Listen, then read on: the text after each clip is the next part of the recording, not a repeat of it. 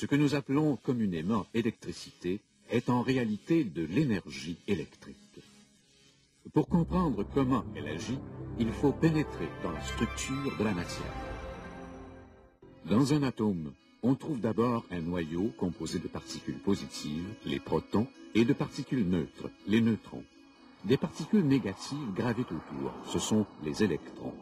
Pour chaque proton, il y a un électron en orbite autour du noyau. Plus un noyau a de protons, plus il y a d'électrons. Le cuivre, par exemple, a 29 électrons, donc 29 protons. Ce qui frappe d'abord, c'est le vide, l'espace entre le noyau et les électrons qui gravitent autour. Si le noyau d'un atome avait la dimension d'une boule de billard, son électron le plus éloigné serait environ à 3 km.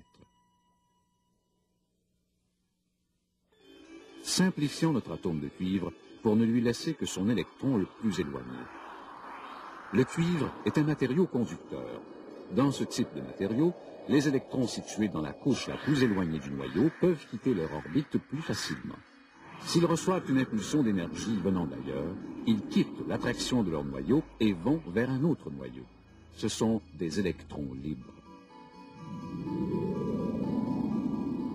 C'est dans ce mouvement des électrons libres que réside le secret de l'électricité, dans la capacité qu'ont les électrons de se déplacer dans la matière sous l'action d'une force extérieure.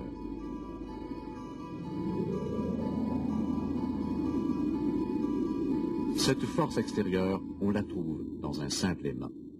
Le champ magnétique de l'aimant produit une force qui déclenche le mouvement des électrons.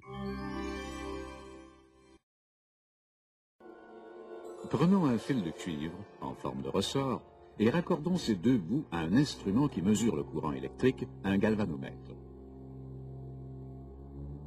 Chaque fois qu'un des pôles de l'aimant se rapproche du fil de cuivre, il se crée un courant. Cette alternance des pôles crée une vibration, un brassage des électrons. Si on accélère le mouvement, on augmente la fréquence des va-et-vient.